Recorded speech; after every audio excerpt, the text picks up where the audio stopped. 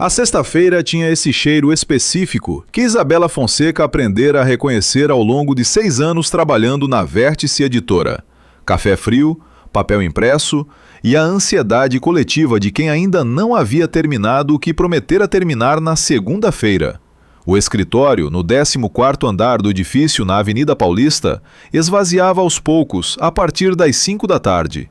As mesas iam ficando desertas uma por uma. E o silêncio que restava não era o silêncio tranquilo dos fins de semana, mas aquele silêncio culpado de quem foi embora antes de merecer. Isabela ficava sempre, não por disciplina, embora seus colegas gostassem de interpretar dessa forma. Ficava porque o escritório vazio era o único lugar onde ela conseguia ler de verdade, sem o telefone de Clara tocando na mesa ao lado, sem Rodrigo discutindo contratos em voz alta como se a sala inteira precisasse testemunhar cada vírgula. Sem o ruído de fundo que durante o dia ela nem percebia mais, mas que, quando sumia, revelava o quanto havia estado atrapalhando. Eram 18h40 quando Renato Drummond parou na entrada da sala de edição. Ele raramente descia do 16º andar depois das 6.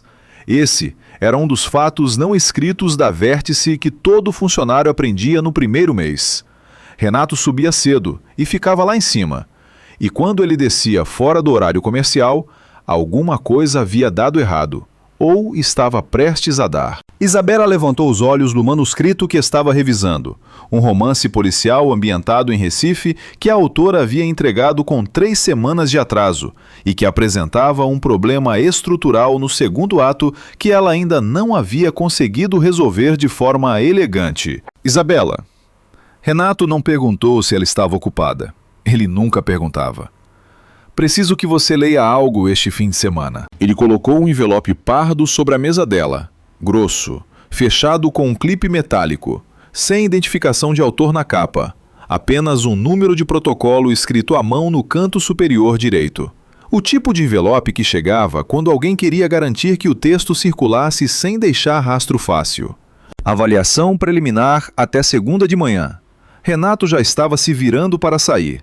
Quero saber se vale o investimento antes de envolver o jurídico. Qual é o gênero? Ela perguntou, porque era a pergunta profissional.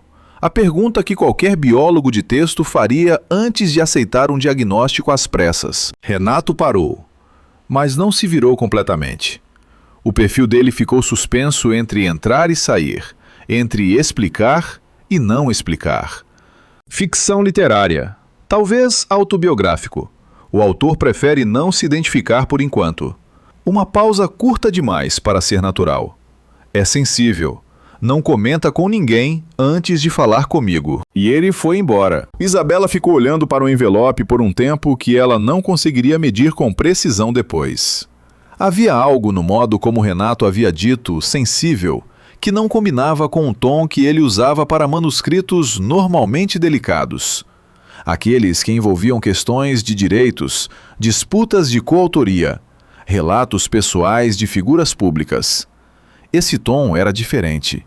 Era o tom de alguém que já havia lido e estava entregando o problema para outra pessoa carregar. Ela abriu o envelope. A primeira página era uma folha de rosto simples, sem título, sem nome, sem dedicatória. Apenas um subtítulo em itálico no centro da página. Para quem partiu sem avisar que estava indo embora, Isabela sentiu alguma coisa se mover dentro do peito, mas atribuiu ao café que havia tomado tarde demais. Virou a página. O capítulo começava com um diálogo. Uma única fala, sem contexto, sem apresentação de personagem, sem estabelecimento de cena. Apenas uma voz feminina dizendo: "Eu não vou te pedir para ficar. Isso seria justo para você, mas seria covarde da minha parte." O manuscrito caiu da mão de Isabela Fonseca. Não literalmente. Ela não era o tipo de pessoa que deixava coisas caírem. Mas houve um momento em que os dedos perderam a certeza de que estavam segurando alguma coisa, e ela precisou olhar para as próprias mãos para confirmar que o papel ainda estava ali, que ela ainda estava ali, que o escritório vazio e a Avenida Paulista lá embaixo, e os 6 anos de distância entre ela e aquela noite ainda existiam e eram reais. Aquela frase, Aquela frase específica, ela a havia dito uma única vez na vida. Em um apartamento no bairro de Pinheiros, numa terça-feira de abril, enquanto chovia com aquela determinação de São Paulo que não pergunta se você tem guarda-chuva. Ela havia dito aquela frase para Lucas Andrade, e depois havia pego a bolsa, e depois havia saído, e depois havia passado 5 anos convencendo a si mesma de que havia feito a coisa certa. E em nenhum momento, em nenhum dos 1.200 dias que se seguiram, ela havia repetido aquelas palavras para ninguém, nem mesmo para Clara, que era sua melhor amiga e que sabia de quase tudo. Aquela frase era dela, só dela. E estava na primeira página de um manuscrito anônimo que Renato Drummond havia colocado sobre a mesa dela, às 6 da tarde de uma sexta-feira, como se fosse uma tarefa de rotina. Isabela ficou sentada por 3 minutos sem fazer nada. Ela contou o tempo olhando para o relógio na parede porque precisava de alguma coisa concreta para ancorar a atenção enquanto o restante dela tentava processar o que estava acontecendo. Depois pegou o manuscrito e começou a ler. A história se chamava, por enquanto, apenas de Rascunho. E esse título provisório dizia mais sobre o estado mental do autor do que qualquer prefácio poderia dizer. Era a história de um homem chamado Mateus e uma mulher chamada Ana, que haviam se conhecido durante um evento literário em São Paulo, que haviam ficado juntos por 2 anos e 3 meses, e que haviam se separado numa noite de chuva em Pinheiros, quando ela havia dito a ele que não ia pedir para ele ficar, porque isso seria justo para ele, mas covarde da parte dela. Os nomes eram diferentes. Os nomes eram obviamente diferentes, escolhidos com a pressa transparente de quem sabe que vai mudar depois, mas não quer parar para pensar em ficção quando a memória está transbordando. Mateus era Lucas, Ana era ela. Isabela leu as primeiras 30 páginas com a estranha dissociação de quem lê a própria história escrita por outra pessoa, reconhecendo os fatos e estranhando o ângulo. Como olhar para uma fotografia tirada no mesmo momento por uma câmera posicionada do outro lado da sala. A primeira vez que eles se encontraram estava ali, reescrita com a precisão de quem havia passado tempo demais tentando entender o que havia dado errado.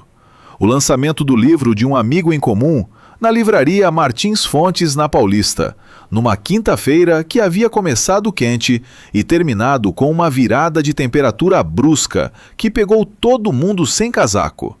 Lucas, no livro chamado Mateus, havia emprestado o paletó para ela, e ela havia dito que não precisava. E ele havia dito que sabia, e tinha colocado o paletó sobre os ombros dela mesmo assim, com aquela segurança calma que Isabela sempre havia interpretado como arrogância, até perceber que era apenas uma forma diferente de cuidar. Ela estava lendo a cena e reconhecendo cada detalhe, e sentindo os 5 anos de distância encolherem de um jeito que ela não havia autorizado, quando chegou na página 42 e encontrou algo que não reconhecia. Era uma cena que ela não havia presenciado. Mateus, no texto, recebia uma ligação 3 semanas antes da separação. Alguém que o texto chamava apenas de a voz no telefone, sem nome, sem descrição física. Apenas uma voz dizendo que Mateus havia sido selecionado para uma residência literária em Lisboa, e que precisava confirmar em 48 horas. A cena descrevia Mateus sentado no chão do banheiro do apartamento que dividiram por 1 ano e 4 meses, segurando o telefone com as 2 mãos, olhando para a porta fechada, atrás da qual Ana dormia, e decidindo não contar para ela naquela noite, porque precisava, primeiro, entender o que queria. Isabela leu aquela cena 2 vezes. Lucas havia sido aceito em uma residência em Lisboa. Lucas havia recebido essa notícia 3 semanas antes de ela terminar o relacionamento e não havia contado para ela. Ela ficou olhando para o teto do escritório vazio por um longo momento, ouvindo o ar-condicionado que continuava funcionando mesmo depois que todo mundo foi embora, ouvindo o barulho distante da Paulista que nunca parava completamente. ouvindo o próprio silêncio da pergunta que havia surgido sem avisar no meio de tudo aquilo. Por que ele não havia contado? Ela guardou o manuscrito no envelope, colocou o envelope dentro da bolsa, apagou as luzes do escritório, desceu os 14 andares de elevador e saiu para a noite de São Paulo sem conseguir responder. O apartamento de Isabela ficava em Consolação, a 15 minutos a pé da Vértice quando o trânsito estava impossível, o que em São Paulo significava quase sempre. Era um apartamento que ela havia escolhido com os critérios práticos de quem havia decidido, aos 28 anos, que praticidade era um valor e não uma resignação. Um quarto, sala integrada com cozinha, varanda pequena o suficiente para uma cadeira e um vaso de samambaia que ela regava com a consistência de quem cumpre obrigações sem afeto particular. Ela havia morado num apartamento em Pinheiros, dos 24 aos 26 anos. Havia saído de lá após a separação e nunca mais voltado para aquele bairro. Não por trauma, ela se dizia, mas por preferência geográfica. Consolação era mais central. Consolação fazia mais sentido. Aquela noite ela não conseguiu jantar. Abriu a geladeira, ficou olhando para o conteúdo por tempo suficiente para o frio começar a incomodar. Fechou a geladeira, foi para a varanda. Ficou olhando para a rua por tempo suficiente para o frio da noite começar a incomodar. Voltou para dentro, tirou o manuscrito da bolsa. Havia uma diferença entre ler um texto como bióloga e lê-lo como pessoa. E Isabela havia passado 6 anos aprendendo a fazer um sem fazer o outro. A manter o instrumental técnico funcionando enquanto o restante observava de uma distância profissional e segura. Era uma habilidade real. Ela era boa nisso. Mas não havia distância profissional possível quando o texto começava com uma frase que ela havia dito em voz alta uma única vez na vida e que ninguém mais havia testemunhado. Ela leu a noite toda. Leu sentada no sofá. Leu deitada na cama com a luminária acesa. Leu na cozinha às 2 da manhã, enquanto esperava a chaleira ferver porque havia desistido de dormir e decidido que chá era uma capitulação razoável diante das circunstâncias. A narrativa de Lucas, disfarçada de ficção, com a mesma eficácia com que uma janela com a vidraça quebrada se disfarça de parede, era mais honesta do que qualquer conversa que eles haviam tido nos 2 anos e 3 meses em que foram, com todos os problemas que essa palavra carregava. Um casal. Ele havia escrito sobre o dia em que ela chegou em casa e disse que havia recusado a promoção para editora sênior porque tinha medo de não dar conta. E ele havia dito que ela daria conta. E ela havia sorrido e mudado de assunto. E ele havia deixado mudar, porque era mais fácil. Havia escrito sobre a noite em que foram ao casamento de uma amiga dela e ela havia bebido mais do que deveria e chorado no carro na volta sem conseguir explicar por quê. E ele havia ficado em silêncio, porque não sabia o que dizer. E havia interpretado o silêncio dela como um pedido de espaço, quando era, claramente, agora que ela lia, um pedido de que alguém insistisse em perguntar. Havia escrito sobre os dois de uma forma que fazia as versões de ambos parecerem simultaneamente corretas e insuficientes. E essa era a parte mais difícil de suportar, porque ela havia passado 5 anos com a narrativa de que havia saído do relacionamento por razões legítimas e sólidas.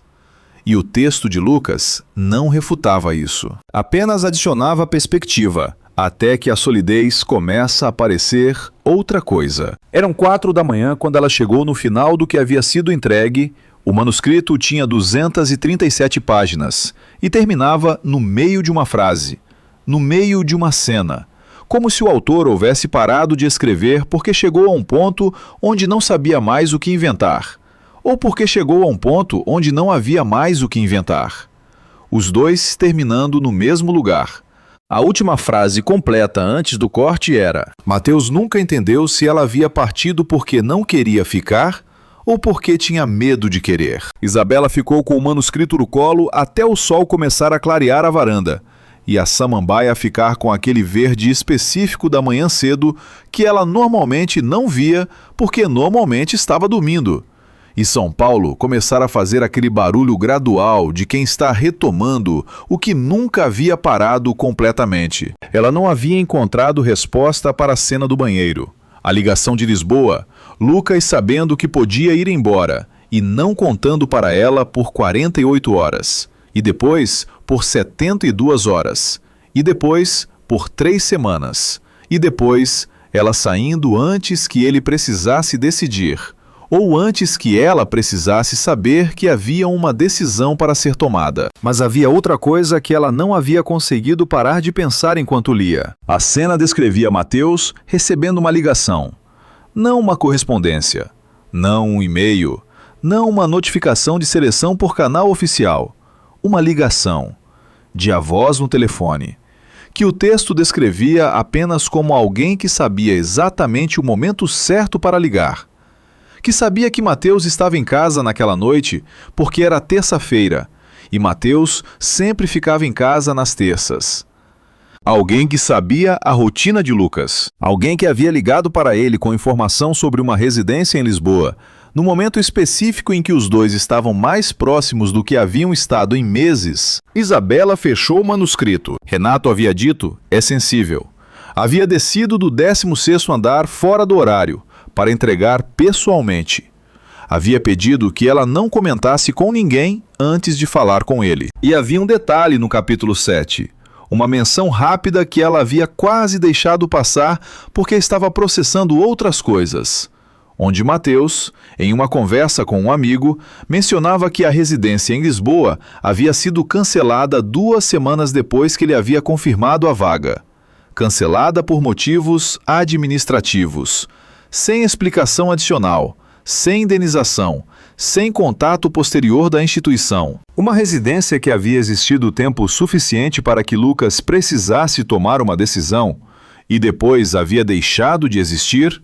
O sol estava completamente visível quando Isabela Fonseca abriu o notebook e começou a escrever o primeiro parágrafo do relatório de avaliação que entregaria a Renato Drummond na segunda-feira de manhã, escolhendo cada palavra com o cuidado de quem sabe que está escrevendo sobre uma mina e precisa decidir, antes de qualquer outra coisa, de qual lado está. O relatório que Isabela entregou a Renato na segunda-feira dizia o seguinte prosa competente: voz autoral consistente, estrutura narrativa com potencial comercial considerável, necessidade de revisão no arco do segundo ato, recomendação de prosseguir para a avaliação contratual. Não mencionava que ela havia passado o fim de semana inteiro relendo o manuscrito. Não mencionava que havia feito anotações em papel, à mão, porque tinha um receio vago e não completamente racional de deixar rastros digitais. Não mencionava a cena do banheiro, a ligação de Lisboa, a residência que havia desaparecido. Renato leu o relatório de uma página na frente dela, sentado na cadeira de couro que ele havia trazido do apartamento quando havia assumido a direção da Vértice 8 anos antes, e que era grande demais para o espaço, mas que ele nunca havia trocado. E depois dobrou o papel e colocou sobre a mesa com a precisão de alguém guardando uma carta que pode precisar usar mais tarde. Bom, você fica com o manuscrito. Disse isso como quem diz, você fica com a conta, com a naturalidade de quem já havia decidido antes de perguntar. Quero a primeira rodada de notas até o fim da semana. Terei que entrar em contato com o autor para alinhar expectativas. Isabela usou o tom profissional, o tom de editora, o tom que não revelava que ela tinha 17 perguntas e nenhuma delas era sobre estrutura narrativa. O manuscrito está inacabado. Precisamos saber se o autor tem a intenção de concluir ou se isso é uma entrega parcial deliberada. Renato fez uma pausa de 1 segundo, que para os padrões de Renato era o equivalente a uma pausa longa. O contato com o autor passa por mim. Ele disse, por enquanto você trabalha com o que tem. Se precisar de mais material, me avisa. Isabela sentiu, agradeceu, voltou para a sala de edição. Clara estava na mesa dela quando Isabela chegou, bebendo um café que definitivamente havia sido tirado da máquina do corredor e que definitivamente estava ruim. Porque o café da máquina do corredor era sempre ruim. E Clara sempre bebia assim mesmo, porque, segundo ela, o ritual importava mais que o conteúdo. Cara, Clara disse, sem olhar para cima do computador. Você está com uma cara de quem não dormiu desde sexta. Projeto novo. Isabela colocou a bolsa na mesa, ligou o computador, esperou a tela carregar com a paciência ensaiada de quem aprendeu a não demonstrar urgência em ambientes de trabalho. O envelope pardo. Clara olhou agora, a sobrancelha levantada com aquela precisão cirúrgica de quem passou anos lendo rostos profissionalmente. Renato passou pela sala e ouvi ele te entregar. Que é ficção literária. Avaliação preliminar. Isabela abriu o sistema interno de gestão de manuscritos e começou a criar o registro do projeto, inventando o nome de autor para o campo obrigatório, porque o campo não aceitava vazio. Autor confidencial. A Clara ficou olhando para ela por 3 segundos exatos.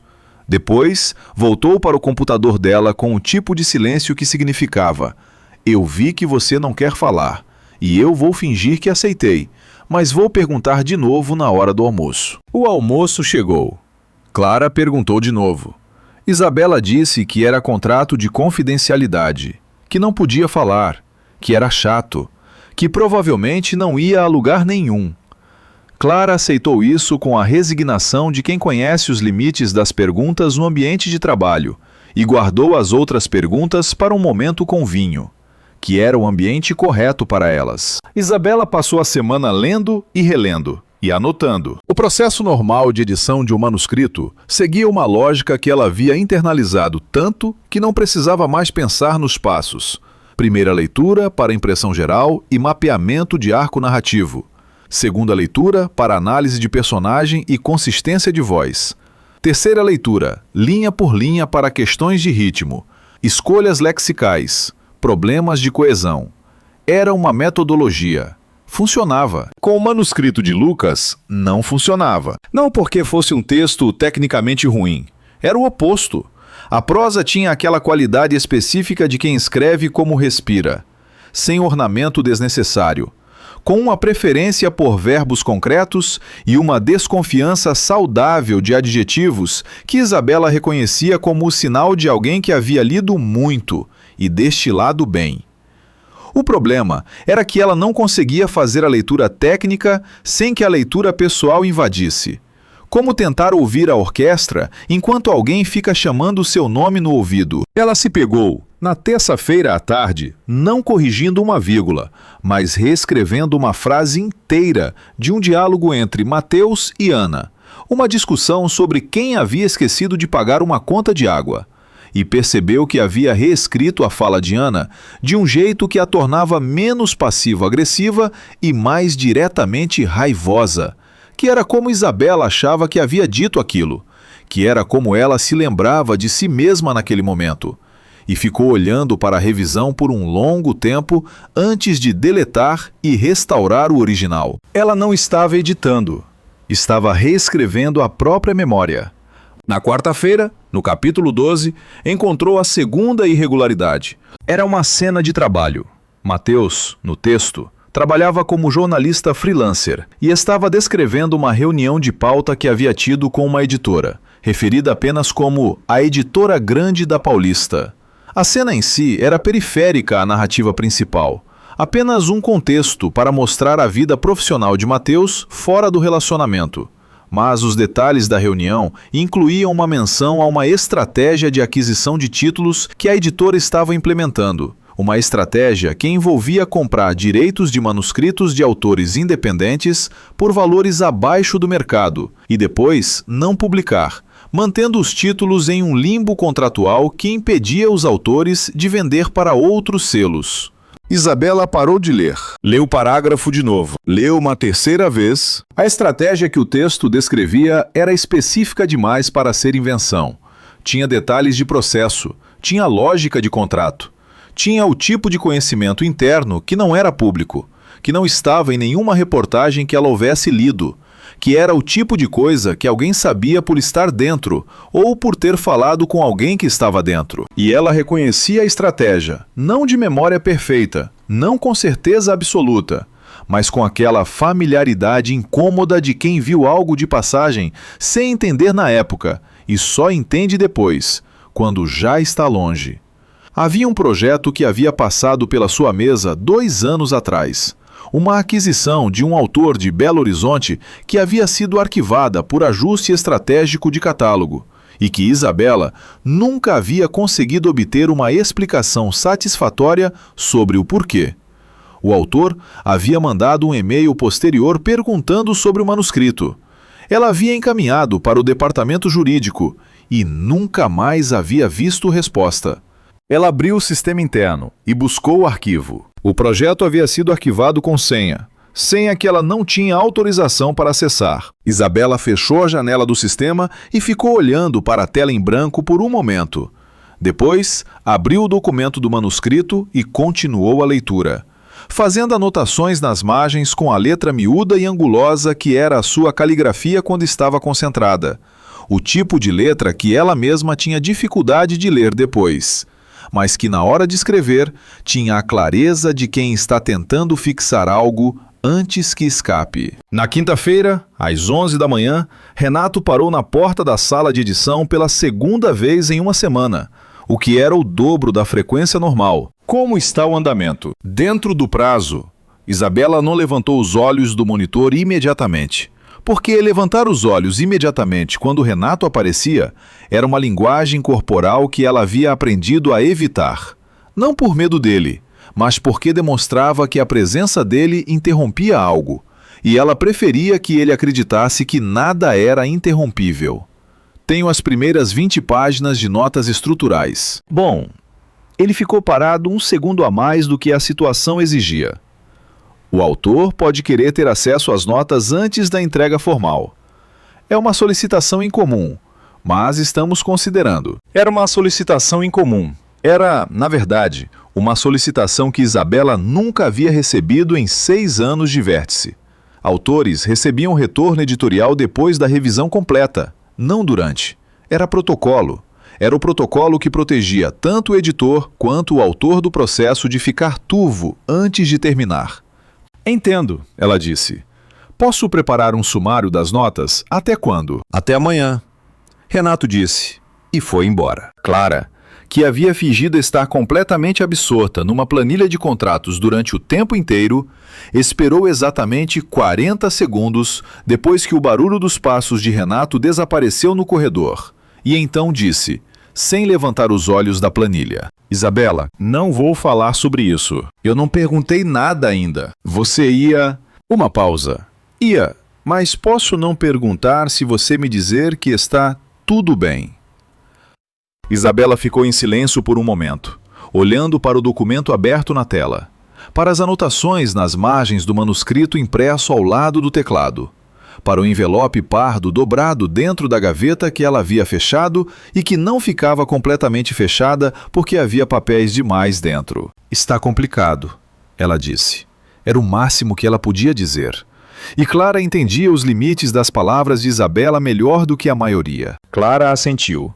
Voltou para a planilha e não perguntou mais nada até a hora do almoço. No almoço, enquanto comiam um prato executivo na lanchonete do térreo do edifício, Clara disse, sem preâmbulo e sem olhar diretamente para Isabela, como quem joga uma informação no espaço entre as duas e deixa a outra decidir se pega ou não. Você sabe que o Renato demitiu a Patrícia semana passada. Isabela parou com o garfo no meio do caminho.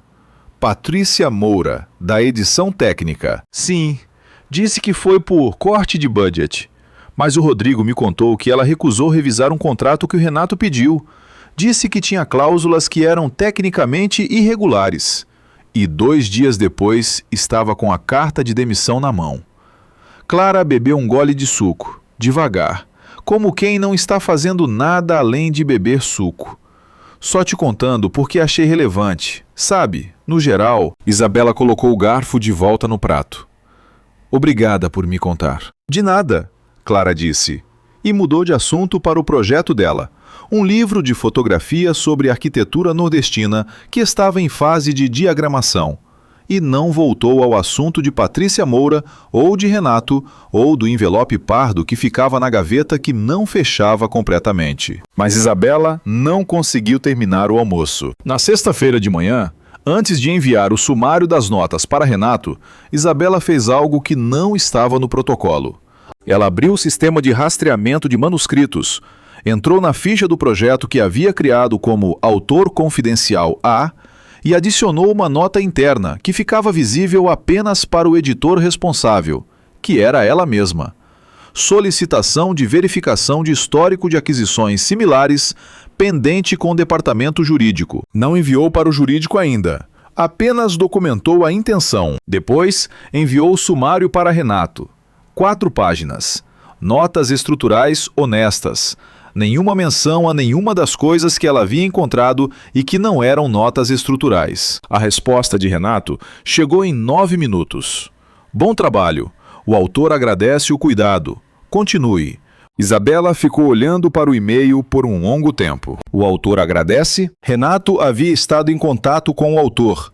Havia passado o retorno para ele. Ou havia descrito o retorno para ele. Ou havia dito para ele que havia uma editora trabalhando com o manuscrito e que o trabalho estava sendo feito com cuidado. E o autor havia agradecido, Lucas havia agradecido. Ela fechou o e-mail. Abriu o manuscrito no ponto onde havia parado na véspera. Capítulo 14. Uma cena onde Mateus e Ana estavam num fim de semana na casa de amigos em Campos do Jordão. A última viagem antes da separação. E ela recordava aquele fim de semana de um jeito e o texto o descrevia de outro jeito. E as duas versões eram simultaneamente verdadeiras e incompletas.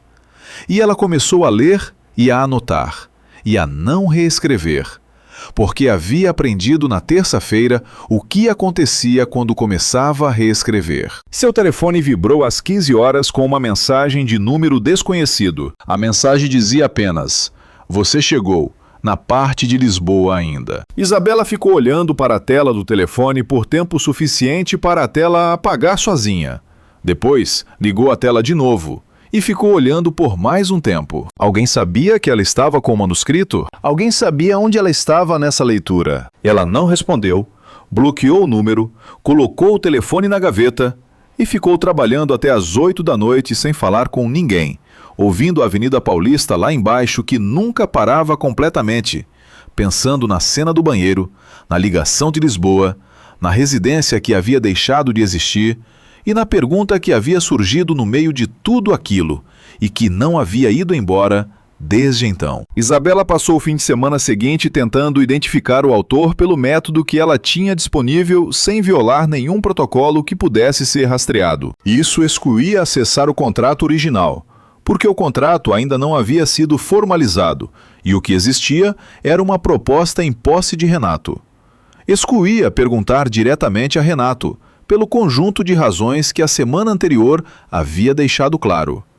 Excluía perguntar a Clara, porque Clara era honesta demais para guardar segredo e esperta demais para não perceber que havia mais coisa envolvida do que Isabela estava deixando aparecer. Deixava o texto, ela leu o manuscrito pela terceira vez no sábado, desta vez com um objetivo específico: encontrar detalhes verificáveis, não os detalhes emocionais, que ela já sabia serem reais porque os havia vivido. Detalhes externos, referências a lugares, datas, eventos, publicações. Qualquer coisa que permitisse triangular quem era o autor, sem precisar que o autor se identificasse. No capítulo 3, havia uma menção a um prêmio literário que Mateus havia coberto como jornalista, descrito com suficiente detalhe para ser pesquisável. No capítulo 6, havia a descrição de um restaurante em Vila Madalena, onde Ana e Mateus tinham o hábito de ir às quintas. Um restaurante com uma peculiaridade arquitetônica específica. Uma parede inteira coberta de azulejos portugueses de padrão irregular, que o dono havia trazido de uma viagem a Aveiro. No capítulo 11, havia a menção a uma série de reportagens sobre habitação popular em São Paulo, que Mateus havia publicado. com detalhes de metodologia suficientemente precisos para serem verificáveis numa busca simples. Isabela passou o sábado pesquisando. O prêmio literário do capítulo 3 havia sido coberto por 3 jornalistas, 2 dos quais ela conseguiu identificar publicamente. O terceiro tinha o crédito em uma publicação que não estava disponível online. O restaurante em Vila Madalena com azulejos de Aveiro existia. Ela o encontrou numa lista de recomendações num blog de gastronomia de 2019. Não ajudava a identificar o autor, mas confirmava que os detalhes do texto eram reais, não inventados. A série de reportagens sobre habitação popular era mais específica. Isabela passou 2 horas no sábado à noite procurando nos arquivos online de publicações de São Paulo. E no domingo de manhã, através de uma combinação de termos de busca e eliminação de resultados irrelevantes, chegou a um nome: Lucas Andrade, jornalista, São Paulo. A série havia sido publicada em 2021 numa revista de política urbana que havia fechado pouco depois. O perfil público de Lucas tinha 2 ou 3 linhas. Ex-colaborador de algumas publicações. Cobertura de temas urbanos e culturais. Contato por e-mail profissional. Não havia foto. Isabela ficou olhando para as 2 linhas de perfil público por um longo tempo. Ela sabia que Lucas havia continuado trabalhando como jornalista depois que se separaram. Sabia de forma genérica e não rastreada. Da forma que se sabe de ex-namorados quando não se segue a vida deles ativamente, mas também não se faz esforço deliberado de não saber. Sabia que ele havia saído de São Paulo por um tempo. Sabia que havia voltado. Não sabia mais que isso. Não havia tentado saber mais. Agora tinha um e-mail profissional. Ela esperou até segunda-feira. Não porque fosse mais profissional, mas porque havia uma diferença qualitativa entre mandar um e-mail num domingo à noite e mandar num lunes de manhã. E ela precisava de toda a diferença qualitativa disponível para continuar se dizendo a si mesma que o que estava fazendo era editorial. O e-mail que ela enviou era curto, usava o endereço institucional da Vértice e se identificava pelo cargo e pelo protocolo do projeto, sem nome. Bom dia. Sou a editora responsável pelo manuscrito registrado sob o protocolo VE 2024-089. Gostaria de agendar uma conversa breve para alinhar expectativas sobre a entrega do texto completo e a estrutura do contrato. Por favor, indique sua disponibilidade para uma ligação ou troca de mensagens nos próximos dias. Ela assinou com o título e o e-mail institucional, não com o nome. A resposta chegou em 40 minutos. Boa tarde. Tenho disponibilidade hoje à tarde ou amanhã de manhã? Prefiro comunicação escrita por enquanto, se for possível. Qual seria a melhor forma de encaminhar o texto completo para a editora? Isabela leu o e-mail 3 vezes. A voz da escrita era a mesma da voz do manuscrito, direta, sem ornamento desnecessário, com aquela preferência por clareza que ela havia passado anos associando à arrogância, antes de entender que era apenas eficiência. A pergunta sobre encaminhar o texto completo para a editora usava o artigo definido de uma forma que podia ser impessoal, ou que podia ser deliberada, como se o autor soubesse que havia uma pessoa específica do outro lado e preferisse não usar o nome dela ainda. Ela respondeu que comunicação escrita estava ótimo, que o texto completo podia ser enviado ao e-mail institucional e que a primeira questão era sobre a estrutura do arco narrativo no segundo ato, especificamente a motivação da personagem Ana para não revelar ao protagonista que havia descoberto a residência em Lisboa. Havia incluído aquilo deliberadamente. A resposta levou 1 hora. A Ana não descobre a residência em Lisboa no texto atual. Essa informação fica com o Mateus até o final. É uma escolha narrativa intencional, a assimetria de informação entre os 2 personagens. É o núcleo do conflito. Você chegou na parte em que a residência é mencionada. Isabela ficou completamente imóvel por um momento. Ele havia feito a mesma pergunta que a mensagem de número desconhecido havia feito na sexta-feira anterior. Com palavras diferentes, mas a mesma estrutura. Você chegou na parte de Lisboa ainda agora. Você chegou na parte em que a residência é mencionada. 2 possibilidades. A primeira, coincidência de linguagem. O tipo de pergunta que qualquer autor faria sobre um ponto específico do texto. A segunda, a mensagem de sexta havia sido dele, de alguma forma, o que significava que ele havia tido acesso ao número dela, o que significava que havia algo além do que a situação mostrava. Ela respondeu: sim, cheguei. O capítulo está claro. Minha pergunta era sobre a intenção dramatúrgica, não sobre o que a personagem sabe. Especificamente, por que o autor escolheu não dar a Ana a oportunidade de confrontar Mateus sobre a residência antes da separação? Parece uma oportunidade de conflito direto que o texto evita. A resposta levou mais tempo desta vez, quase 2 horas. Quando chegou, era mais longa do que as anteriores, porque na vida real ela não teve essa oportunidade. Ela saiu antes de eu poder contar. Isso não é uma escolha narrativa. É o que aconteceu. Isabela ficou olhando para a tela por um tempo que ela não conseguiu medir depois. A conversa havia saído dos trilhos editoriais com uma precisão cirúrgica, no exato momento em que ela havia empurrado na direção errada. Ou certa. Dependia do que ela estava tentando encontrar. Ela digitou "entendo". Para fins editoriais, vou tratar a assimetria de informação como escolha intencional.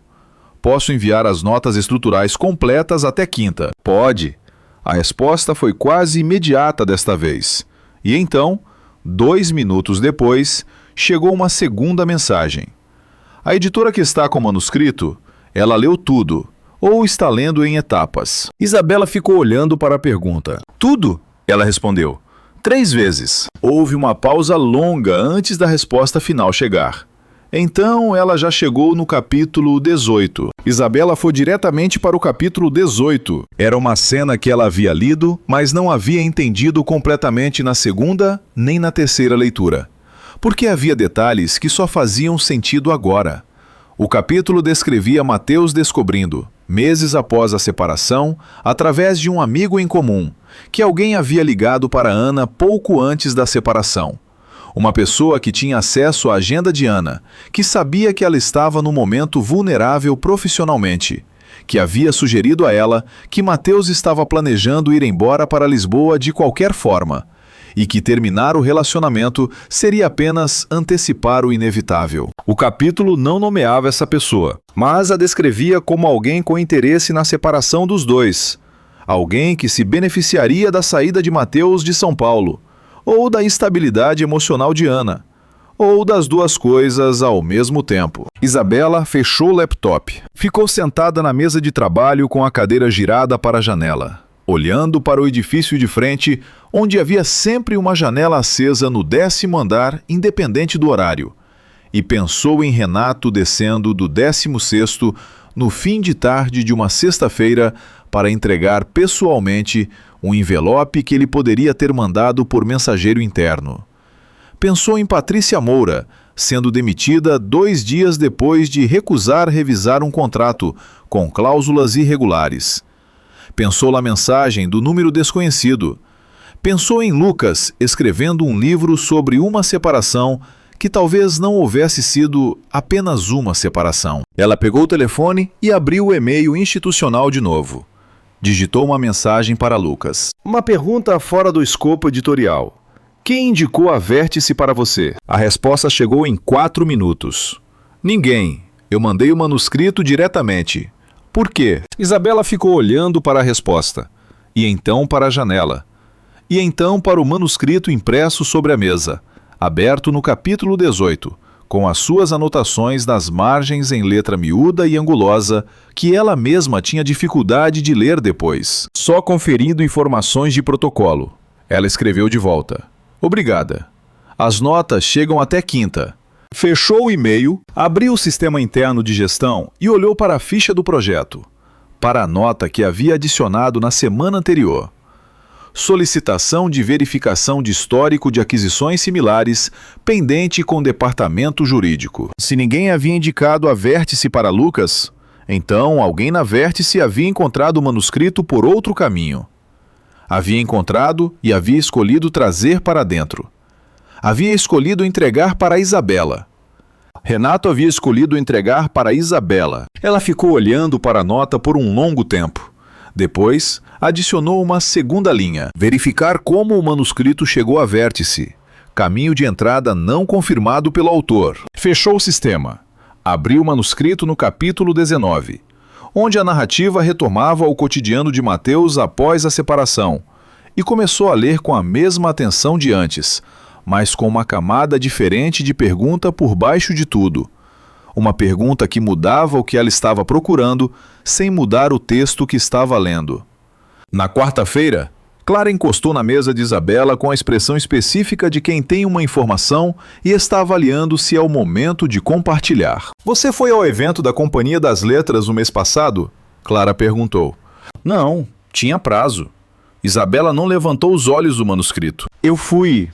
Clara fez uma pausa. Tinha um jornalista lá que estava fazendo um painel sobre literatura documental. Lucas Andrade. Você conhece. A caneta de Isabela parou. Não de forma dramática. Uma pausa de meio segundo que qualquer pessoa que não conhecesse Isabela bem não teria notado.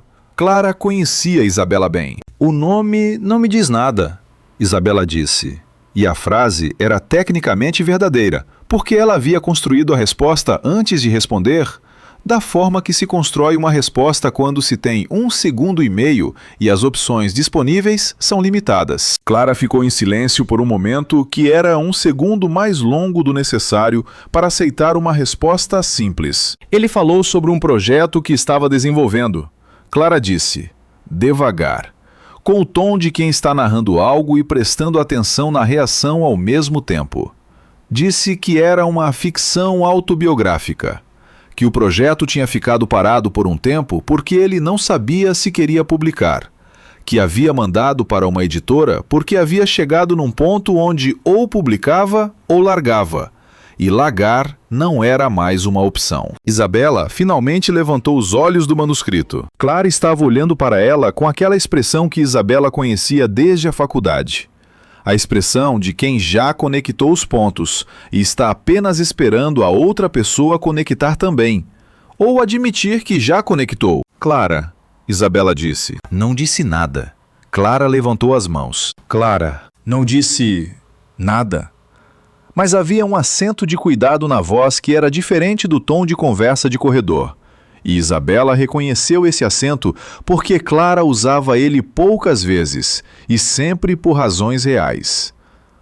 Só te contei o que ouvi num evento público. O resto é protocolo editorial, e eu respeito o protocolo editorial. Isabela ficou olhando para ela por um momento. Obrigada, ela disse. De nada, Clara disse, e voltou para a mesa dela. Isabela ficou olhando para o manuscrito aberto, para as anotações nas margens, para o capítulo 18 com a cena da pessoa que havia ligado para Ana antes da separação. Lucas havia mandado o manuscrito para uma editora porque havia chegado num ponto onde ou publicava ou largava. E largar não era mais uma opção. Ele havia mandado o manuscrito para a Vértice especificamente. E a Vértice havia entregue para ela, ela abriu o e-mail institucional e ficou olhando para a conversa com o protocolo VE 2024-089 por um longo tempo. Depois digitou uma mensagem que não era sobre notas estruturais, e não era sobre prazo de entrega, e não estava dentro de nenhum protocolo editorial. Por que a Vértice especificamente? A resposta levou mais tempo do que as anteriores, quase 3 horas. Quando chegou, era uma única frase. Porque eu sabia que você trabalhava lá. Isabela leu a mensagem 4 vezes. Porque eu sabia que você trabalhava lá. Não havia ambiguidade na frase. Havia apenas a clareza abrupta de algo que deveria ter levado mais tempo para ser dito, e que tinha sido dito assim, numa linha, sem preâmbulo, porque havia um ponto onde continuar construindo ambiguidade em torno da coisa mais óbvia começa a ser uma mentira por omissão. Ela ficou com o telefone na mão por um longo tempo. O escritório ao redor dela tinha o barulho normal de uma tarde de quarta-feira. Clara, ao telefone discutindo prazos de diagramação. Rodrigo, com a voz elevada sobre uma questão contratual que ele discutia com a voz elevada todas as semanas, como se fosse sempre pela primeira vez. A impressora do canto fazendo o barulho cíclico de sempre. E ela fechou o e-mail, colocou o telefone na gaveta, pegou o manuscrito e o colocou dentro da bolsa junto com as anotações. Apagou o monitor do computador.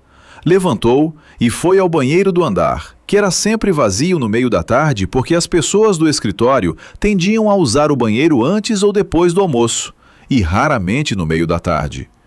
E ficou em frente ao espelho, com a água fria no pulso por 2 minutos, sem fazer nada, além de sentir a água e o frio, e a solidez concreta do mármore embaixo das mãos. Lucas sabia que ela trabalhava na Vértice. Lucas havia mandado o manuscrito para a Vértice sabendo que ela estava lá, e Renato havia entregue o manuscrito para ela. Ela ficou olhando para o próprio reflexo.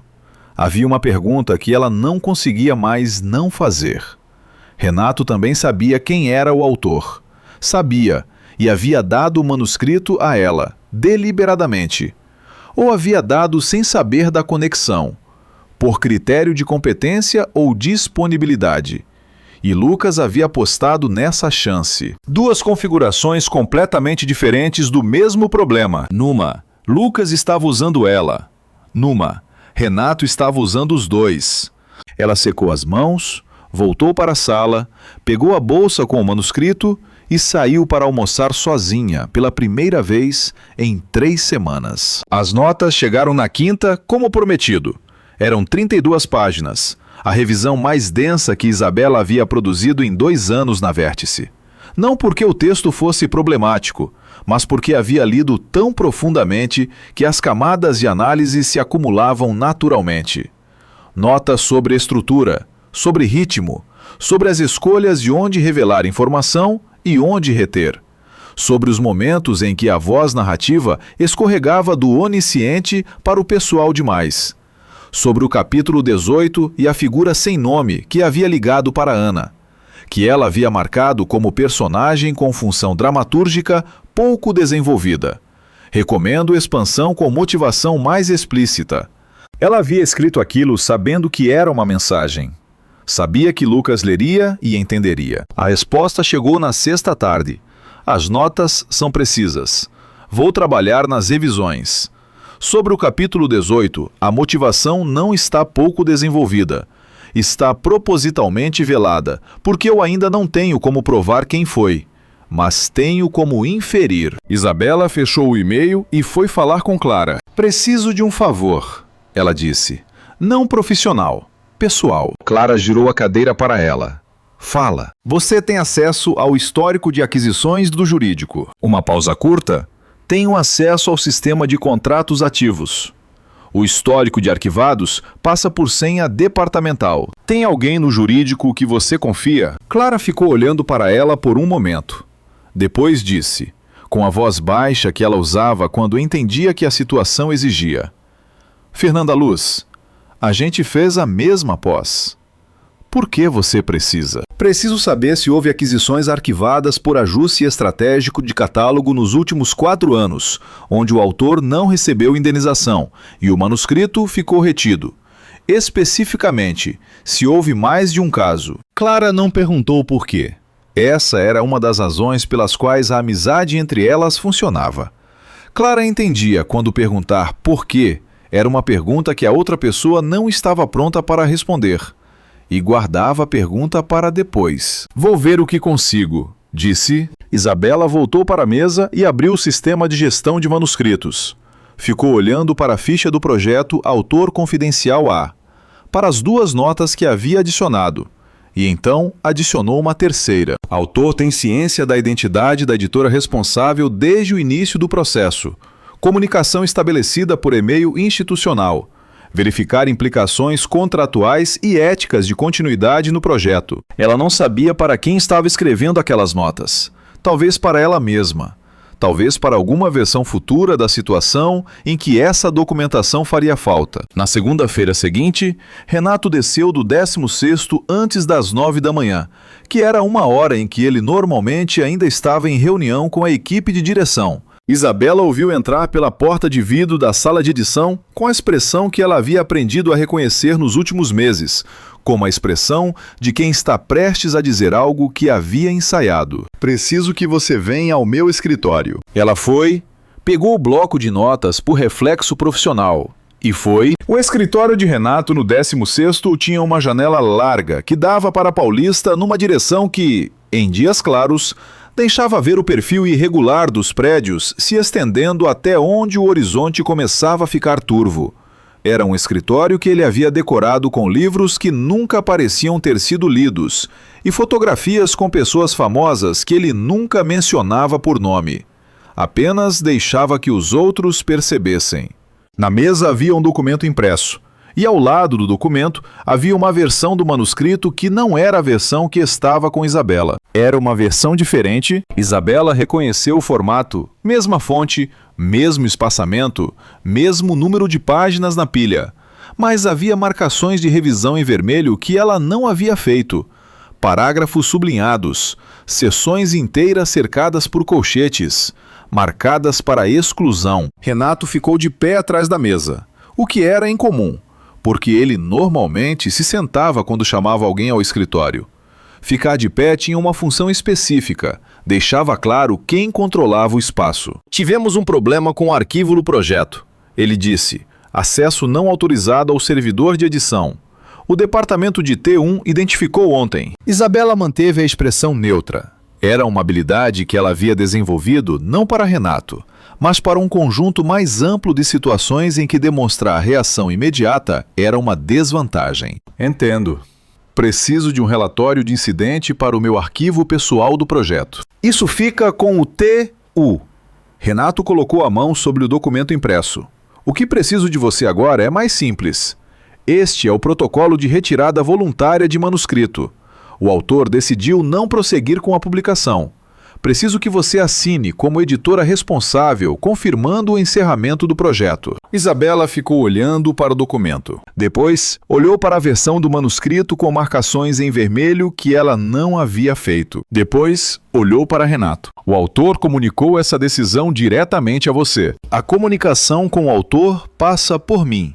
Era a mesma frase que ele havia dito na primeira semana, com o mesmo tom, mas com uma pressão por baixo que na primeira semana não havia estado lá. Isabela, é um processo padrão. Autores retiram manuscritos. Acontece. Sem dúvida, ela disse. Mas preciso confirmar diretamente com o autor antes de assinar qualquer encerramento de projeto. É protocolo editorial da Vértice para projetos em fase de revisão ativa. Posso mandar o e-mail institucional agora mesmo, se você quiser. Uma pausa. Foi uma pausa curta. 3 segundos, talvez. 4. Mas havia uma qualidade específica naqueles 3 ou 4 segundos que era diferente de todas as pausas que Renato havia feito nas conversas anteriores. Uma qualidade de ajuste, de reavaliação, de alguém que havia preparado um caminho e estava descobrindo que havia um obstáculo que não havia calculado. Isso não vai ser necessário, ele disse, e o tom havia mudado levemente, apenas levemente, mas suficientemente para que ela percebesse. Vou confirmar a decisão com o autor e te retorno com a documentação completa. Isabela assentiu, agradeceu, saiu do escritório. No elevador de volta para o 14º, ela abriu o celular e foi direto para o e-mail institucional. Digitou uma mensagem para o protocolo V2024-089. Renato Drummond me apresentou um documento de retirada voluntária do manuscrito, alegando que você decidiu não prosseguir. Preciso de uma confirmação sua direta, por este canal, de que essa é sua decisão. Não assinarei nada sem essa confirmação. Ela enviou antes de o elevador chegar ao 14º andar. A resposta chegou 6 minutos depois. O elevador já havia chegado. Ela ainda estava parada no corredor, olhando para a tela. Eu não decidi retirar o manuscrito. Não tive nenhuma comunicação com Renato Drummond sobre isso. Isabela, você precisa sair do prédio agora. Isabela ficou olhando para aquela última frase. Isabela, ele havia usado o nome dela pela primeira vez em todas as semanas de troca de e-mails. E a segunda parte, você precisa sair do prédio agora. Ela olhou para o corredor comprido do 14º, para as mesas que começavam a ser ocupadas, para a porta de vidro da sala de edição onde ela havia passado as últimas 3 semanas, lendo e relendo e anotando, e tentando entender o que estava segurando. Seu telefone vibrou de novo. Era uma mensagem no mesmo e-mail, mandada imediatamente depois. Estou no saguão do prédio. Vim buscar o manuscrito pessoalmente. Drummond não sabe que estou aqui ainda. Isabela Fonseca pegou a bolsa, colocou o manuscrito dentro, pegou as 32 páginas de notas, pegou o caderno com as anotações à mão, desligou o monitor, foi para o elevador. Enquanto o elevador descia, ela ficou com os olhos no painel de números pensando em uma coisa específica em algum momento das últimas 3 semanas. Lucas havia descoberto que ela era a editora responsável pelo manuscrito dele. Havia continuado mandando material. Havia continuado respondendo e-mails. Havia continuado a conversa como se não soubesse. E ela havia feito o mesmo do outro lado. Os dois haviam ficado sabendo e os dois haviam fingido não saber. E agora os dois estavam a 40 segundos de se ver pela primeira vez em 5 anos. O elevador abriu no saguão. Lucas Andrade estava de pé perto da catraca de entrada, de costas para ela, falando ao telefone com a voz baixa e o posicionamento de quem está tentando não ser visto enquanto monitora a entrada do prédio. Ele havia cortado o cabelo diferente, usava uma jaqueta que ela não reconhecia. Os ombros tinham a mesma postura que ela havia memorizado sem querer ao longo de 2 anos e 3 meses. Aquela inclinação levemente para frente quando estava concentrado em algo, como se o corpo inteiro estivesse participando do que o ouvido estava fazendo. Ele se virou antes que ela chegasse à catraca. Os dois ficaram olhando um para o outro através do espaço do saguão por um momento que tinha a qualidade estranha do tempo quando para de funcionar normalmente. Lucas desligou o telefone. Isabela não disse nada. Havia 20 coisas para dizer e nenhuma que fosse a certa para começar. Então a porta do elevador ao lado abriu e Renato Drummond saiu. Ele viu os dois. Avaliou a cena em meio segundo com a precisão de quem passou décadas lendo Salas. E a expressão que passou pelo rosto dele não era surpresa. Era a expressão de alguém que havia calculado errado em quanto tempo a situação levaria para acontecer. Os 3 ficaram no saguão por um momento que durou mais do que deveria. Com o barulho da Paulista entrando pelas portas de vidro e o movimento de outras pessoas passando sem saber que estava acontecendo alguma coisa, Renato foi o primeiro a se mover. Lucas Andrade, disse o nome com o tom de quem o conhecia, com o tom de quem o havia conhecido por mais tempo do que a situação sugeria. Que bom que você passou. Eu estava justamente tentando entrar em contato. Lucas olhou para Renato, depois olhou para Isabela. Havia uma pergunta nos olhos dele que não era sobre o manuscrito. Isabela olhou para Lucas, depois olhou para Renato e entendeu, com aquela clareza específica das coisas que se entendem no momento errado para ser útil, que Renato havia sabido desde o começo que Lucas e ela se conheciam. Havia sabido e havia entregue o manuscrito para ela de qualquer forma, com plena ciência, usando a conexão entre os dois como uma alavanca, cuja direção ela ainda não havia conseguido determinar completamente. Renato, ela disse, com o tom profissional, o tom que não demonstrava nada. O autor está aqui para discutir o manuscrito pessoalmente. Vamos precisar de uma sala. Renato olhou para ela por um segundo. Depois assentiu, com o mesmo tipo de assentimento calmo de quem ainda acha que controla a situação, ou que precisa que os outros acreditem que controla. Claro, disse. Subamos. E os 3 foram para o elevador. E as portas fecharam. E por um instante, os 3 ficaram no pequeno espaço fechado do elevador, subindo, com o barulho mecânico do cabo e o silêncio de 3 pessoas que sabiam coisas diferentes e precisavam calcular o que fazer com o que sabiam, antes de as portas abrissem de novo. Lucas estava do lado dela. Não havia como não estar. O elevador era pequeno.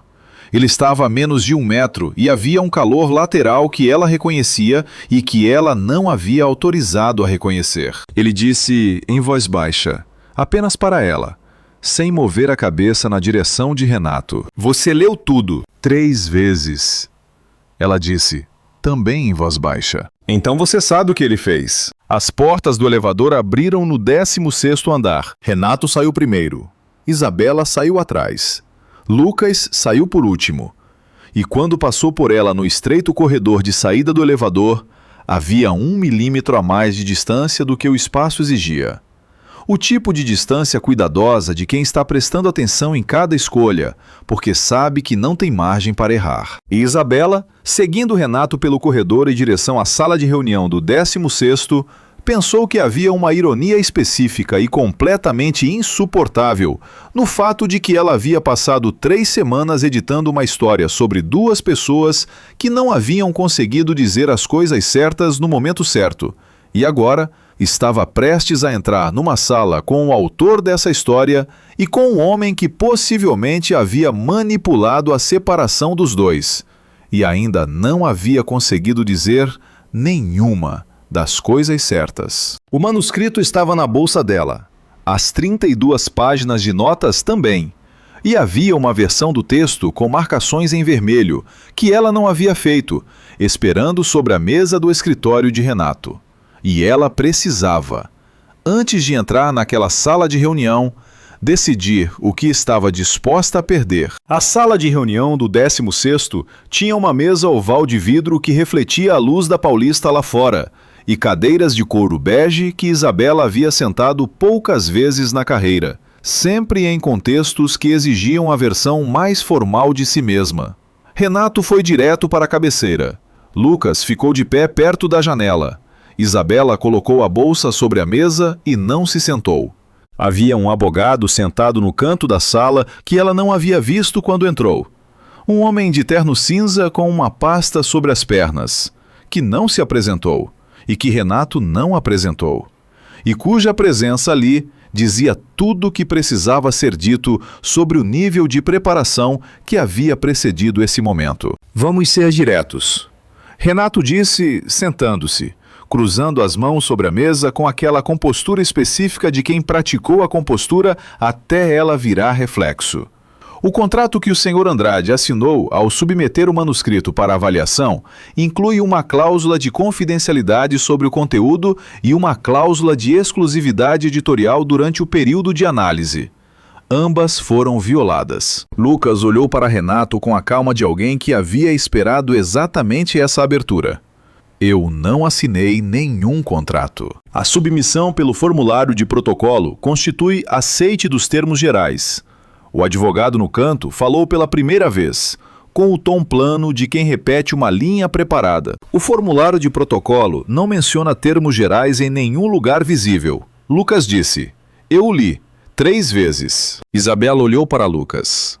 A frase a atingiu de um jeito específico 3 vezes. O eco não era acidental. Independente da questão contratual, Renato continuou com a suavidade de quem abandona uma linha de ataque sem deixar aparecer que está abandonando. O manuscrito contém alegações difamatórias sobre práticas desta editora, que, se publicadas, constituiriam base suficiente para ação legal. Quais alegações? Lucas perguntou. Sua voz estava tranquila, demasiado tranquila para ser descuido.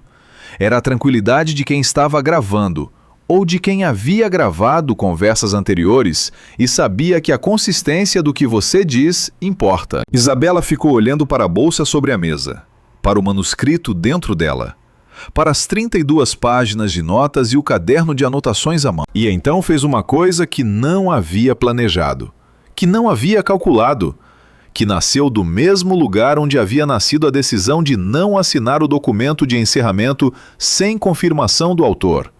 Abriu a bolsa, tirou o manuscrito e colocou sobre a mesa. Este é o manuscrito original, ela disse, completo, sem alterações, com todas as minhas notas editoriais, que são, para constar, notas que eu faço como profissional contratada por esta editora para avaliar a viabilidade comercial e literária de obras submetidas. E minha avaliação profissional é que esta obra tem mérito literário significativo e não contém nenhuma alegação que não seja sustentável por documentação. Renato olhou para ela. Foi uma olhada rápida, mas havia uma qualidade diferente nela. A qualidade de alguém recalculando. Isabela, ele disse com o tom que usava quando queria transformar uma atenção em algo que parecesse privado e gerenciável. Você está num projeto que é sensível por razões que ainda não foram completamente explicadas a você. Deixe eu explicar. Eu prefiro que a explicação seja feita aqui, na presença do autor. Ela disse. O advogado no canto abriu a pasta e tirou um documento. Há uma questão prévia. A editora responsável pelo manuscrito tem uma relação pessoal pré-existente com o autor, o que constitui conflito de interesse não declarado. Esse fato coloca em questão a imparcialidade de qualquer avaliação produzida. O silêncio que se seguiu durou 2 segundos completos. Lucas foi o primeiro a quebrá-lo. Declaro formalmente que a relação pessoal pré-existente foi do meu conhecimento durante todo o processo e que escolhi a Vértice com esse conhecimento. Se houver problema de conflito de interesse, o problema é da editora que aceitou o projeto sabendo dessa relação, não da editora que trabalhou com honestidade. Isabela olhou para Renato. Viu, pela primeira vez em 6 anos de convivência, algo que não havia visto antes. Uma fissura. Pequena, controlada, mas real. A fissura de quem havia construído uma estratégia em torno de múltiplas alavancas e está percebendo que as alavancas estão se deslocando. Renato, ela disse, você sabia que Lucas e eu nos conhecíamos quando me deu o manuscrito? Não era uma pergunta. Renato ficou olhando para ela por um momento. Depois disse, com uma honestidade que ela não havia esperado e que, por isso, soou mais pesada do que uma mentira teria soado. Sim, sabia. O que se seguiu não foi rápido nem limpo. Renato explicou, com a voz controlada de quem havia praticado essa explicação também, que o manuscrito havia chegado à Vértice por um caminho interno, encaminhado por um colaborador externo que havia recebido o arquivo diretamente de Lucas sem o conhecimento dele. Que o interesse de Renato no manuscrito não era editorial, mas preventivo. O capítulo 12 continha detalhes sobre práticas de aquisição que, se chegassem a um veículo de imprensa, causariam dano reputacional à editora. O advogado apresentou um segundo documento. Este era uma notificação de violação contratual direcionada a Lucas, por ter enviado o manuscrito a terceiros além da Vértice, o que violaria a exclusividade que o formulário de submissão supostamente estabelecia. Lucas colocou o telefone sobre a mesa. Este é o contrato que eu assinei ao submeter o manuscrito. Ele deslizou o telefone para o centro da mesa, com a tela mostrando um documento. Não há cláusula de exclusividade. Há uma cláusula de não divulgação durante o período de avaliação, que eu respeitei. O manuscrito não foi enviado a nenhum outro veículo. O advogado pegou o telefone, leu o documento e não disse nada. Que era, em linguagem de advogado, uma forma de dizer que havia um problema com a linha de argumento. Renato olhou para o advogado. Depois, olhou para Isabela. Havia uma mudança no ar da sala que não era barulhenta, não era dramática. Era apenas a mudança de pressão de quando uma estratégia começa a ceder pelos pontos onde havia sido apoiada. O que você quer? Renato disse, olhando para Lucas com o tom direto de quem decide que a negociação é mais eficiente do que o confronto, quando o confronto não está ganhando. Quero a liberação do manuscrito sem restrições contratuais, Lucas disse. E quero acesso ao histórico de aquisições arquivadas da Vértice dos últimos 6 anos para verificar se o padrão descrito no capítulo 12 se repete em outros casos. Isso não acontece. Renato disse, imediato. Então eu vou ao mercado com o manuscrito e com as perguntas que tenho sobre as aquisições. E as perguntas vão ser feitas publicamente, Lucas disse. O manuscrito sozinho é literatura.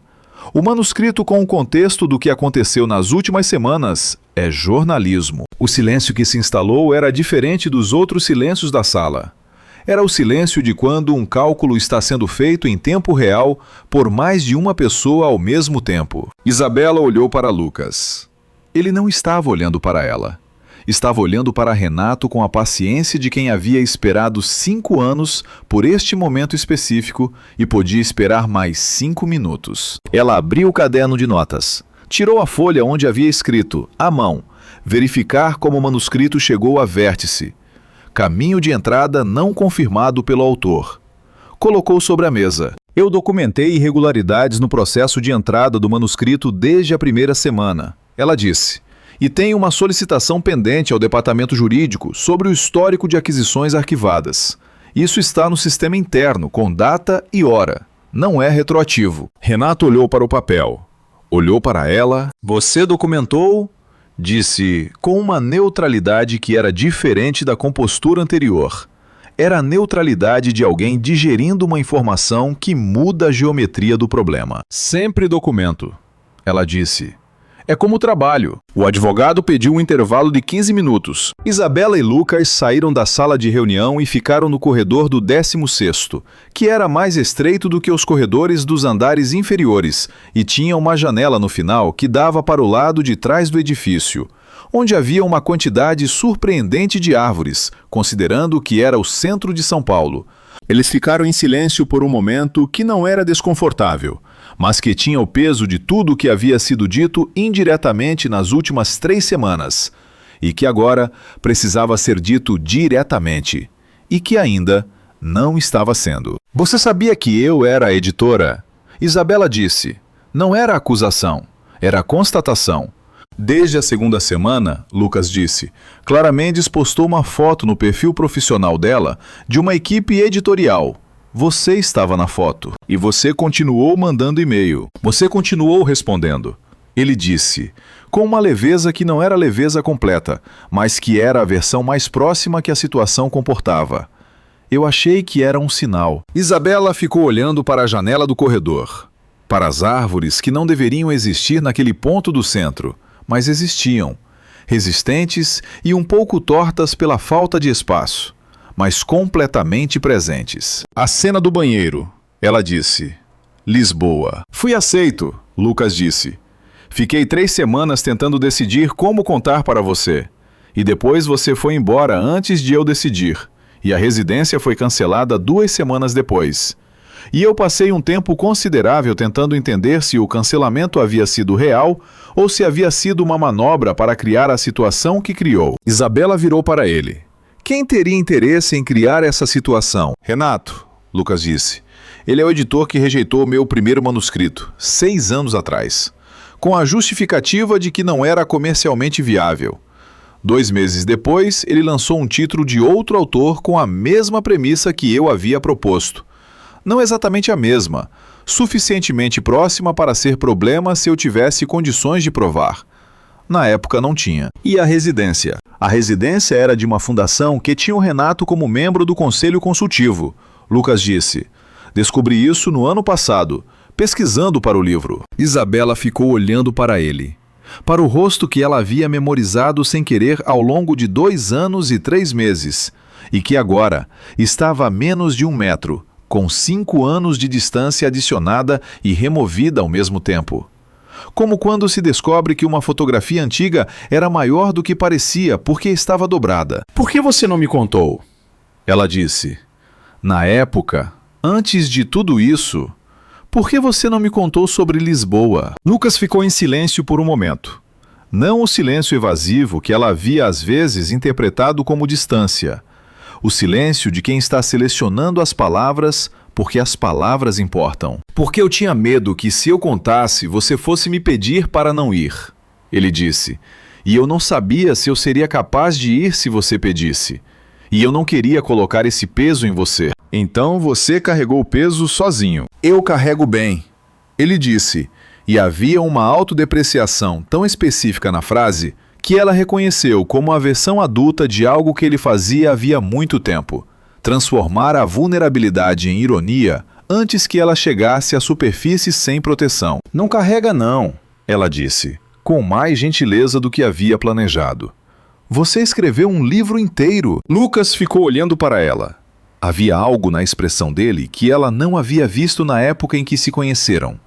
Talvez porque na época não houvesse, ou talvez porque ela não soubesse procurar a expressão de alguém que chegou a um lugar depois de um caminho longo e está avaliando se o lugar é o que havia imaginado. Eu precisava que você lesse, ele disse, do jeito que só uma editora lê, com atenção total. Li, ela disse, 3 vezes. Eu sei, disse ele. Você marcou uma vírgula errada no capítulo 3 que ninguém mais havia notado. Ela começou a dizer alguma coisa e parou porque a porta da sala de reunião abriu e o advogado estava no corredor, pedindo que voltassem. O que Renato ofereceu não era tudo que Lucas havia pedido. Mas era mais do que Isabela havia esperado que ele oferecesse: liberação incondicional do manuscrito, encerramento do protocolo de análise sem penalidades e acesso à documentação de 3 aquisições arquivadas nos últimos 4 anos, mediante acordo de confidencialidade sobre o processo de verificação. Não era o histórico completo. Era uma abertura. Lucas olhou para Isabela antes de responder. Não precisou dizer nada. Havia uma pergunta na olhada que era sobre o que ela achava, o que ela recomendava, o que ela faria. E havia algo nessa pergunta que era diferente de todas as perguntas que ele havia feito nos últimos anos dentro do texto, por escrito. Indiretamente, era uma pergunta feita para ela, não para a editora, não para a pessoa do outro lado do e-mail institucional, para Isabela. Preciso que a documentação das 3 aquisições inclua o histórico de comunicação com os autores. Lucas disse, voltando para Renato, não apenas os contratos, as trocas de e-mail, as notificações de arquivamento, as respostas aos autores ou a ausência delas. Renato avaliou isso por um momento. 2 casos. O terceiro está em processo que não posso abrir sem autorização do Conselho. 2 casos com o histórico completo, Lucas disse. E eu quero isso por escrito antes de sair daqui. Você vai ter um advogado para revisar o acordo. Renato perguntou. Vou usar o tempo que você gasta preparando o documento para ligar para um... Lucas disse. Renato olhou para o advogado dele.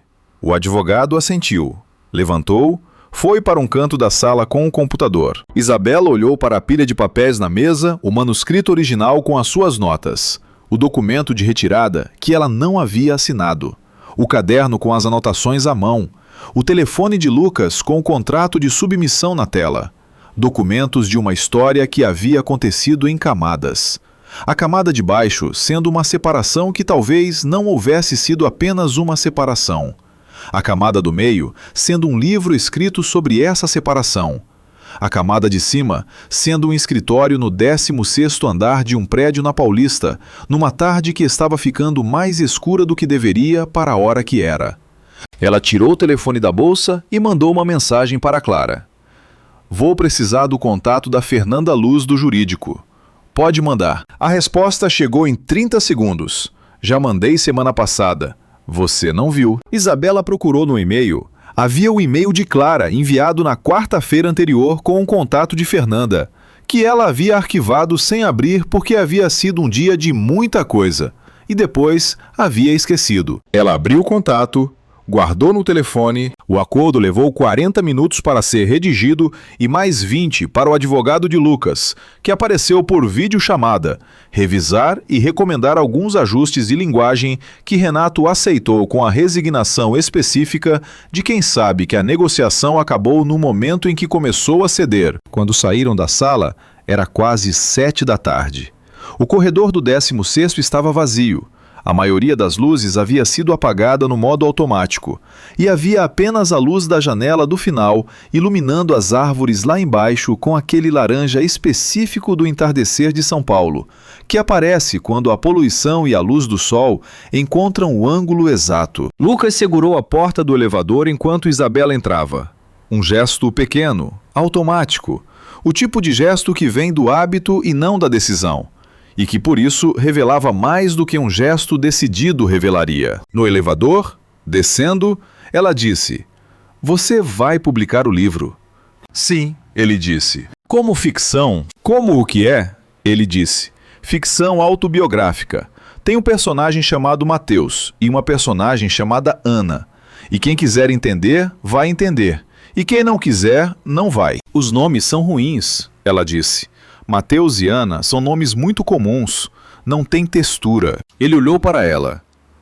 Você está me dando nota editorial agora. Estou te dando nota editorial há 3 semanas, ela disse, por e-mail institucional. Lucas ficou em silêncio por um segundo.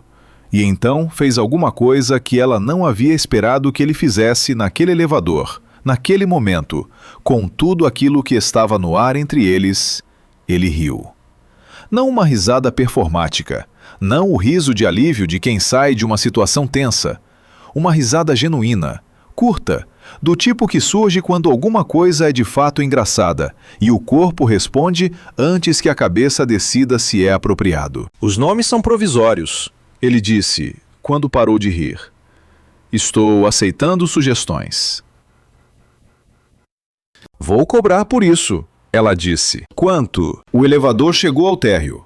As portas abriram para o saguão onde os dois haviam se visto pela primeira vez há algumas horas, com Renato saindo do segundo elevador e tudo mudando de geometria de um segundo para o outro. O saguão agora estava quase vazio. Um segurança na recepção. 2 pessoas passando com pressa de quem está atrasado para algo. Eles saíram do elevador e pararam no espaço entre a catraca e a porta de vidro que dava para a Paulista. E havia uma qualidade suspensa do momento. Como quando uma música termina e há aquele segundo antes do aplauso ou do silêncio, onde o som ainda está ressoando, mas já foi. Isabela, Lucas disse. Ela olhou para ele. Ele não disse a coisa que ela havia esperado, que seria a continuação direta do que havia sido interrompido no corredor do 16º pela volta do advogado. Disse outra coisa, que era mais difícil e mais honesta. Eu devia ter te contado sobre Lisboa. Ela ficou com aquilo por um momento, com o peso específico de uma coisa que era verdadeira e que havia sido dita 5 anos tarde e que, sendo verdadeira, não ficava menos verdadeira por causa do atraso. Sim, ela disse. E você devia ter perguntado o que eu queria antes de decidir que era mais fácil partir. Ela abriu a boca. Fechou, porque a frase era verdadeira também. E a verdade dela doía de um jeito diferente, mas igualmente real. E havia algo completamente insuportável em ter as 2 coisas verdadeiras ao mesmo tempo, sem que uma cancelasse a outra. Eu sabia que você ia dizer isso, ela disse. Você escreveu isso nas notas do capítulo 8? Ele disse. A Ana age por antecipação. Decide o que o outro quer antes de perguntar. É uma forma de controle disfarçada de generosidade. Isabela ficou olhando para ele.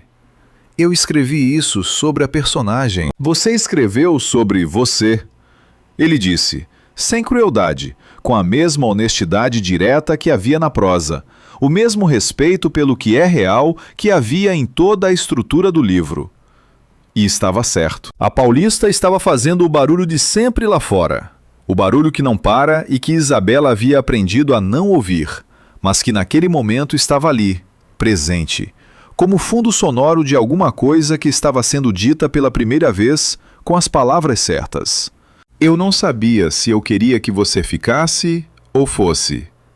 Ela disse devagar, porque era a frase mais verdadeira que ela havia dito em anos, e queria ter certeza de que estava saindo certa. E porque eu não sabia, assumi que era mais fácil para os dois se eu fosse primeiro. Não foi mais fácil? Ele disse. Não, ela concordou. Não foi. Havia uma distância entre eles de talvez 1,5 metro, 2 metros. A distância de 2 adultos parados num saguão de edifício corporativo numa segunda-feira de tarde, que era uma distância completamente normal e que estava carregada de um peso que ela conseguia sentir como pressão física. Lucas deu um passo. Não chegou até ela. Ficou a meio caminho, como quem reduz a distância sem eliminar o espaço de escolha. Eu tenho um manuscrito completo, ele disse. Tem mais 80 páginas que eu não enviei ainda. Eu sei, ela disse. Você parou no meio de uma frase. Parei porque não sabia como terminar. Ele disse. Ainda não sei. Depende de como algumas coisas acontecem fora do texto. Ela olhou para ele. Para o rosto que havia lido 3 vezes em 237 páginas. E que estava agora no espaço real. Não na versão do texto. Não na versão da memória. Mas na versão presente que tinha linhas novas. E a mesma postura e o mesmo jeito de ficar parado como se o corpo todo estivesse participando de qualquer coisa que os olhos estivessem fazendo. Manda as 80 páginas, ela disse. Isso é uma resposta editorial ou uma resposta pessoal? Ainda estou decidindo. Lucas ficou olhando para ela por um momento. E havia algo nessa olhada que ela reconheceu como o equivalente visual da frase final do manuscrito. Não uma conclusão, não uma resolução, mas uma suspensão intencional, que não era falta de resposta. Era a escolha deliberada de não fechar antes de estar pronto. Ok, ele disse. Mando amanhã. Segunda rodada de notas em 2 semanas. Ela disse. Concordo com o prazo. Ele disse. E havia um levíssimo acento nessa frase, na formalidade deliberada dela, que era a versão adulta da mesma coisa que havia estado no e-mail das 3 semanas anteriores. A construção cuidadosa de linguagem por cima de alguma coisa mais ampla que estava acontecendo por baixo. Ela pegou a bolsa, ajeitou o manuscrito dentro, virou para a porta de vidro. Lucas, ela disse, sem virar completamente para ele. O quê? O título, ela disse, rascunho não serve. É bom demais para ser provisório. Mas não é o título certo. Ele ficou em silêncio por 1 segundo. Qual seria? Ela empurrou a porta de vidro. Pensa um pouco. É o seu livro. E saiu para a Paulista, que estava com o tráfego daquela hora específica entre o fim do expediente e o começo da noite, com o barulho e o movimento e a qualidade específica da luz que São Paulo tem quando está ficando tarde, mas ainda não chegou a ser noite. Aquela hora indeterminada, que não é nem uma coisa nem outra, e que ela normalmente atravessava com pressa para chegar em algum lugar. Aquela noite, ela andou devagar. O apartamento em Consolação ficava a 15 minutos a pé. Ela foi até a Brigadeiro Luiz Antônio, virou à esquerda, passou pela Praça Roosevelt com o movimento de sempre, virou de novo e chegou ao prédio com os pés um pouco doendo das horas de pé no 16º e a bolsa mais pesada do que era pela manhã, por razões que não eram apenas o manuscrito. Subiu, abriu a porta, colocou a bolsa na cadeira da sala, ficou olhando para a varanda por um momento, para a samambaia que estava com o verde de fim do dia, mais escura e mais quieta do que de manhã. O telefone vibrou. Era um e-mail do endereço de Lucas. Não do protocolo, VE2024089, o endereço pessoal dele, que ela não havia visto antes. O título é Entre Linhas e Saudade. Você havia sugerido isso uma vez, no primeiro ano, num bar em Perdizes, numa quinta-feira de chuva. Não sei se você lembra. Isabela ficou olhando para a mensagem por um momento longo. Ela lembrava? Havia sido uma conversa sobre livros, sobre o que faz um título funcionar. E ela havia dito que o melhor título é aquele que só faz sentido completo depois de você terminar o livro. Que você lê antes sem entender tudo e relê depois sabendo tudo. E as duas experiências são diferentes. E as duas são corretas. E ela havia inventado um exemplo, Entre Linhas e Saudade. E ele havia dito que era bom. E ela havia dito que era só um exemplo. E eles haviam continuado a conversa para outros lugares. E ela havia completamente esquecido. Ele havia guardado. Ela ficou com o telefone na mão por um tempo. Depois, abriu o e-mail e digitou. O título funciona. Vai precisar de capa. Tem um designer que faz bom trabalho com tipografia. A resposta demorou mais do que as anteriores. Quando chegou, era curta. Posso te levar para tomar um café na quinta em Perdizes? Isabela ficou olhando para a mensagem. Ficou olhando por tempo suficiente para a samambaia na varanda ficar completamente escura com a falta de luz. E para o barulho da rua lá embaixo diminuir levemente, para aquela versão noturna que é mais baixa, mas não é silêncio. E para ela entender que havia chegado num ponto onde a escolha não era mais sobre o manuscrito, não era mais sobre Renato ou Lisboa, ou os 5 anos ou o capítulo 18, mas sobre a pergunta simples e completamente assustadora de se ela estava disposta a começar de um lugar diferente do que o que havia terminado. Ela digitou, na quinta, não. Tem o prazo. Esperou um segundo e então escreveu, sexta funciona. Enviou antes de poder reconsiderar, fechou o e-mail. Abriu a janela da varanda. Deixou o ar da noite de São Paulo entrar com aquele cheiro misturado de cidade grande que nunca é completamente limpo, mas que, depois de tempo suficiente, começa a aparecer com o cheiro de casa. A samambaia precisava ser regada. Ela foi buscar a regadora, que ficava embaixo da pia da cozinha, e voltou para a varanda, e regou a samambaia no escuro com a paciência de quem cumpre uma obrigação que, em algum momento, sem data marcada, havia começado a aparecer com afeto.